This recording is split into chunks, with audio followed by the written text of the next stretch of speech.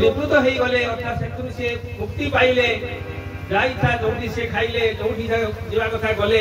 स्वाधीन भाव में बोलिले आश्चर्य कथा धीरे धीरे धीरे धीरे सुस्थ हो गले।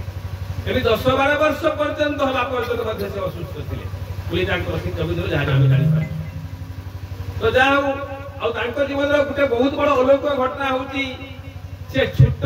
7 वर्ष अवस्था समाधिस्थ होते एवं घरे बापा सहित सी अनेक कथार युक्ति करुले बापा जेहेतु से ब्राह्मण होते वैष्णव धर्म नहीं घरे पूजा होता है विभिन्न पुथीपाठ होता है कीर्तन होता है इत्यादि अनेक कथा कर्मकांड संबंधी कथा सब होता है आ ठाकुर पाखे पूजा लगता है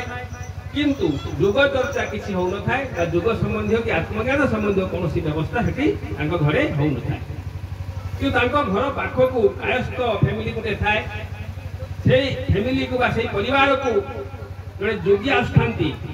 एवं अनेक समय जोगी सहित अन्य जोगी मैंने आसिक घरे डेरा पकाती घरे रुहती एवं से जुग चर्चा सब करती से जुग चर्चा जो हुए ए शिव कुमार छोटिया पिला से कथा शुणापी से पड़ीसा घर मैंने से शुणती भारी भल लगे जुग संबंधी जो चर्चा हुए सब भारी भल लगे जब जिते यही कथा सब शुणती शुणिकी खुश हो जाती जब थे एमती गोटे खेचरी मुद्रा केमी लगे बोली से जोगी मान भर आलोचना होता है तो से कथा को शिव कुमार शुणिने शुणिकी कहले मुझे खेचरी मुद्रा लगे से शुणी आश्चर्य हो गले छोट पिलाटी कौन कहूँ खेचरी मुद्रा लगेद